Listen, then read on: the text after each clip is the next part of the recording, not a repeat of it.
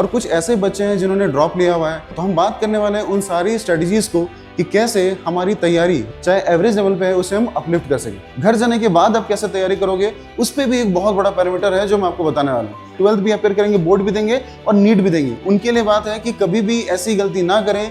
अगर आपका क्वेश्चन पूरे आपके सर से ऊपर बाउंसर चला गया तब तो भैया है कि आपको वो कंसेप्ट दोबारा से देखना पड़ेगा, वरना नहीं होना है। मोटिवेशन मोटिवेशन मोटिवेशन मेरे हिसाब से आपके लिए सबसे बड़ा मोटिवेशन होना चाहिए आपके मेडिकल कॉलेज की सीट जो आपका इंतजार कर रही है। हेलो बच्चों, कैसे हो आप लोग? मैं Akash Kumar, botany faculty from Dehradun विद्यापीठ।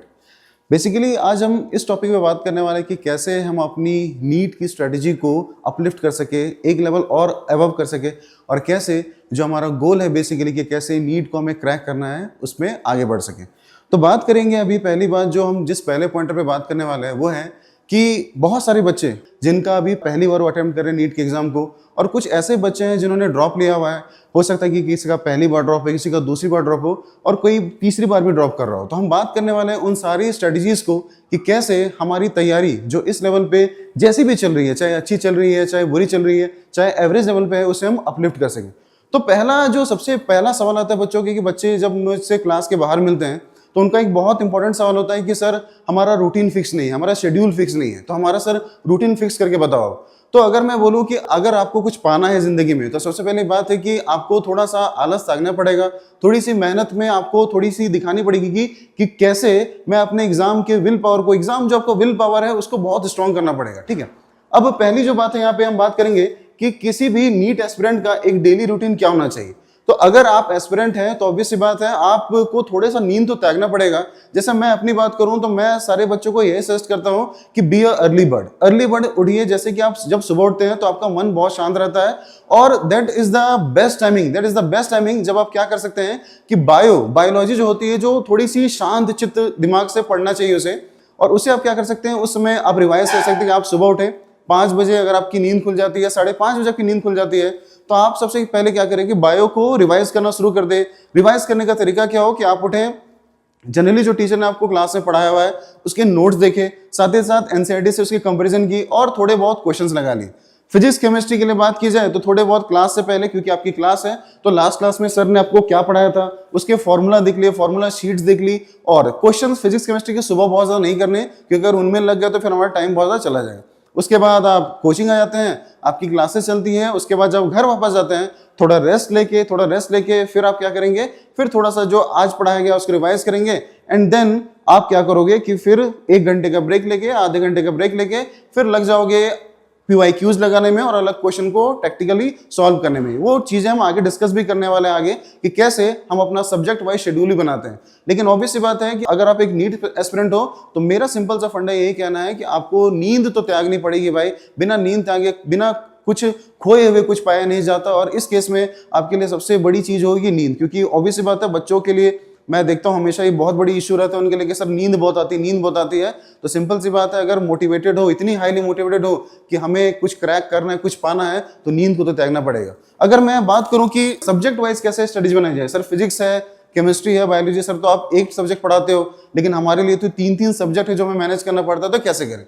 तो सिंपल से फंडा है कि पहले तो मैंने बताया कि क्लास से पहले आपको क्या करना है, बायो के नोट्स पढ़े और एनसीईआरटी रीडिंग करके PYQs वगैरह कर ली, फिजिक्स और केमिस्ट्री के फॉर्मूला देखे। लेकिन घर जाने के बाद आप कैसे तैयारी करोगे उस पे भी एक बहुत बड़ा पैरामीटर है जो मैं आपको बताने वाला हूँ। पहला जो पॉइंट है कि घर जाने के बाद आप कैसे करोगे, तो ऑब्वियस सी बात है घर जाने के बाद आप खाना पीना खाते हैं और रेस्ट करने के बाद आधे पौने घंटे में you are get to go कि अगली बार आप फिर रेडी होते हैं कि कैसे मुझे आगे अब अपना दिन यूटिलाइज करना है। तो सबसे पहली बात है कि आपके दिमाग में पहली बात तो ये है कि पूरा एक टाइम पता होना चाहिए आपको कि कितने घंटे घर जाने के बाद मैं पढ़ाई करता हूँ। सपोज करो मैं बोलता हूँ कि 6 घंटे अगर आप घर जाने के बाद पढ़ाई करते हैं तो 6 घंटे को इक्वली सब्जेक्ट्स के लिए डिवाइड करना बहुत जरूरी है, और डिपेंडिंग अपॉन कि आपका सब्जेक्ट किस स्टेट में है। हो सकता है किसी बच्चे की फिजिक्स थोड़ी ज्यादा वीक हो, केमिस्ट्री थोड़ी नॉर्मल हो और बायोलॉजी वो संभाल लेता हो, तो जरूरी नहीं है कि अगर 6 घंटे है तो मैं 2 घंटे तीनों सब्जेक्ट को दूं। सब्जेक्ट को इंपॉर्टेंस दी जाती है उसके आपके नॉलेज के हिसाब से कि आप कितने कंफर्टेबल हो उस सब्जेक्ट में।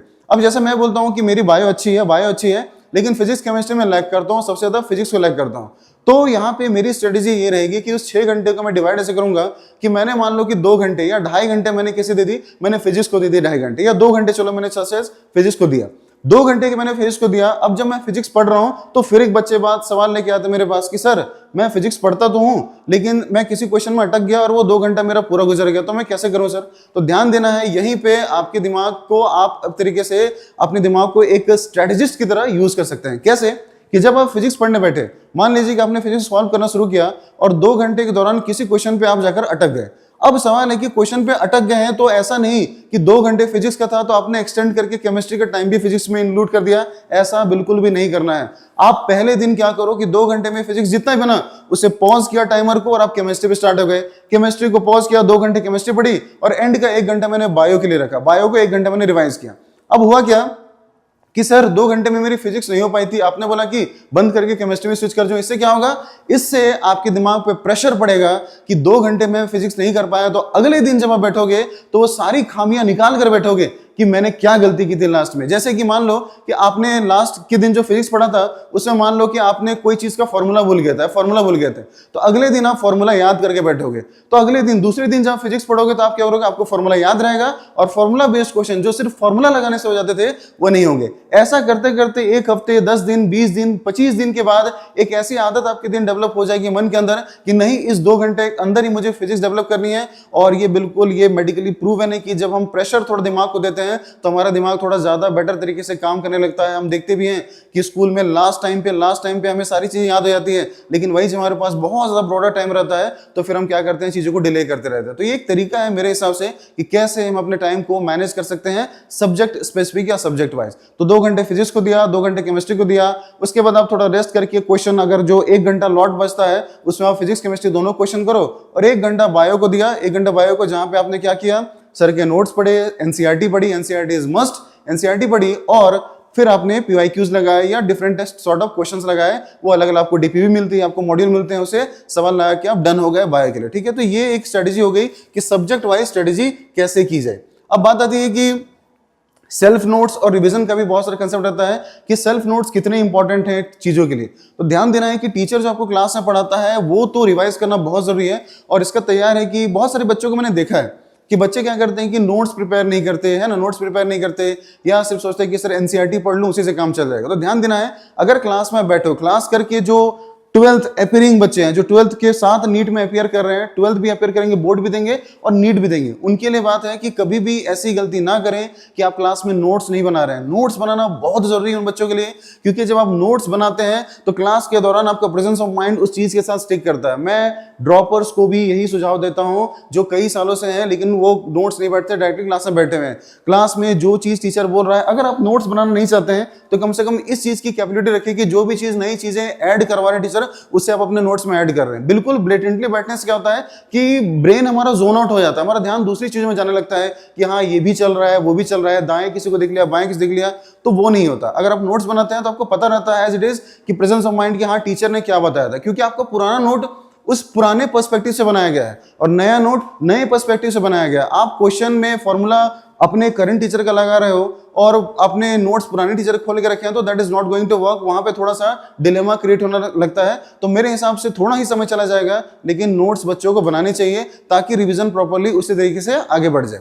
आगे बढ़ेंगे तो बात करेंगे एरर लॉग बुक। ये मेरे हिसाब से बायोलॉजी के लिए जनरली टीचर, बहुत सारे टीचर बताते हैं कि बायोलॉजी के लिए एनसीईआरटी नोट्स काफी है, लेकिन मेरा ये कहना है कि एरर लॉग बुक जो है वो सबके लिए वैलिड है। जैसे फिजिक्स केमिस्ट्री में आप क्या गलतियां करते हैं, गलतियां कई तरीके की हो सकती हैं। पहला, अगर बात की जाए तो मैं गलतियों को 3 पैरामीटर्स में बात करता हूं। पहला कि अगर मैंने कोई फिजिक्स क्वेश्चन लगाया तो फिजिक्स क्वेश्चन गलत होने के 3 कारण हो सकते हैं। पहला कि सिली मिस्टेक जो आप कहते हैं कि डेटा गलत हो गया, कि क्वेश्चन में डेटा कुछ और आना था और डेटा ये आ गया कि मेरा से नहीं हो पाया। दूसरा कि आप फॉर्मूला भूल गए, है ना। और तीसरा होता है कि आपसे सवाल बिल्कुल लगा ही नहीं, बिल्कुल ऊपर से चला गया कि सर क्या पूछा था, मुझे बिल्कुल कुछ भी समझ में नहीं आया। तो गलतियों का पैरामीटर पता करना बहुत जरूरी है कि गलती किस लेवल की है। क्या सिली मिस्टेक हो गई कि कैलकुलेशन डेटा हो गया, कैलकुलेट करने में गलती होगी, क्या फॉर्मूला मुझे याद नहीं था या कुछ भी नहीं याद है। अगर सिली मिस्टेक हो गई दैट इज गुड, वो कोई बात नहीं, वो होता है कि चलिए ठीक है, एक बार गलती हो, बार बार गलती नहीं होगी। फॉर्मूला अगर नहीं याद है तो ऑब्वियस सी बात है, हमें फॉर्मूला याद करने की जरूरत है बहुत ज्यादा और उसको इंप्रूव करने की जरूरत है। और तीसरा है कि अगर आपका क्वेश्चन पूरे आपके सर से ऊपर बाउंसर चला गया तब तो भैया है कि आपको वो कंसेप्ट दोबारा से देखना पड़ेगा, वरना नहीं होना है। बायो के लिए बात करूं, जैसे मैं बॉटनी का फैकल्टी हूं और मैं बायो के लिए अगर बात करूं स्ट्रेटजी, तो बायो के लिए बात होगी कि बायो के लिए ऐसे डायग्राम बेस्ड क्वेश्चन बहुत आता है, जहां पे डायग्राम है, जहां पे फ्लो चार्ट वगैरह है।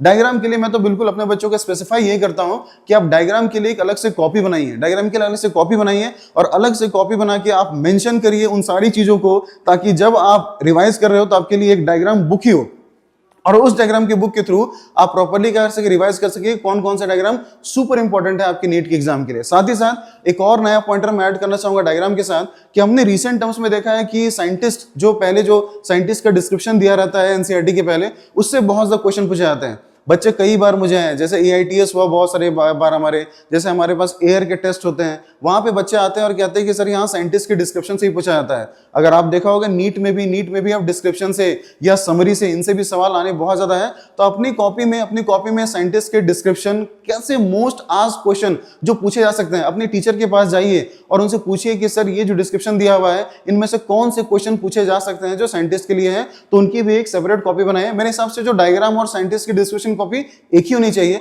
जहां पे वो सारा डेटा फीड कर दो। आगे बात करेंगे तो डिस्ट्रैक्शन अवॉइड करना है हमें। डिस्ट्रैक्शन अवॉइड करना है क्या, कि ऑब्वियस सी बात है, बड़ी एक अच्छी सी कहावत है कि कागो चेष्टा और बको ध्यानम। मतलब क्या होना चाहिए कि कौवे की तरह चेष्टा होनी चाहिए और बको की तरह, बगुले की तरह ध्यान होना चाहिए। बगुला बिल्कुल पानी पे फोकस रहता है। अगर आप रेस के घोड़े को देखते हैं, रेस के घोड़े, तो उसके आंखों के साइड में ब्लाइंडर्स लगे रहते हैं। ब्लाइंडर्स क्या होते हैं, डिस्ट्रैक्शन अवॉइड करने के लिए। आपका जो मोटिवेशन होना चाहिए बिल्कुल भी उस घोड़े की तरह होना चाहिए, जो उस रेस में दौड़ रहा है, जिसके दाएं बाएं उसे कोई डिस्ट्रैक्शन नहीं दिख रहा, सिर्फ अपना गोल दिख रहा है। तो अगर सिंपल सी बात है, लोग कहते हैं कि मोटिवेशन, मेरे हिसाब से आपके लिए सबसे बड़ा मोटिवेशन होना चाहिए आपके मेडिकल कॉलेज की सीट जो आपका इंतजार कर रही है। आपको बहुत तगड़े तरीके से मेहनत करनी है। बिल्कुल डिस्ट्रैक्शन दुनिया में आते रहेंगे, लेकिन ऑब्वियस सी बात है, अगर कोई भी ऐसा डिस्ट्रैक्शन है जो आपको अपने गोल से बहुत दूर लेके जा रहा है, तो वो डिस्ट्रैक्शन आपके लिए बिल्कुल भी जायज नहीं है। बिल्कुल वो आपको नहीं करना है वो चीज, और उन चीजों से आगे बढ़ के अपने गोल पे फोकस रखना है। That is the primary achievement for you. वो आपके लिए सबसे बड़ा अचीवमेंट है। छोटे छोटे स्टेप्स बढ़ाते जाइए और धीरे धीरे आगे बढ़ते जाओगे। दूर का मत सोचो कि नीट में क्या होगा। अभी अपना जो सामने का टेस्ट है उसमें इंप्रूव करने की जरूरत रखिए। अगर वो इंप्रूव हो जाएगा तो आगे वाला गोल ऑलरेडी इंप्रूव हो जाएगा। पहले हम छोटी लड़ाई जीतते हैं, फिर हम आगे की बड़ी लड़ाई भी धीरे धीरे जीत जाएंगे, है ना। ऑल द बेस्ट बच्चों, है ना, ऑल द बेस्ट बच्चों। नीट के लिए बहुत बहुत बेस्ट ऑफ लक। सामने जंग हमारे सामने है, तो बिल्कुल अपने माइंड शार्प रखिए। हमारा हथियार, सबसे बड़ा हथियार हमारा माइंड ही है, तो बिल्कुल उसे शार्प रखिए, ताकि जब एक्चुअल जंग आए तो हम उसे फतह कर पाए, हम जीत पाए। Best of luck, thank you very much.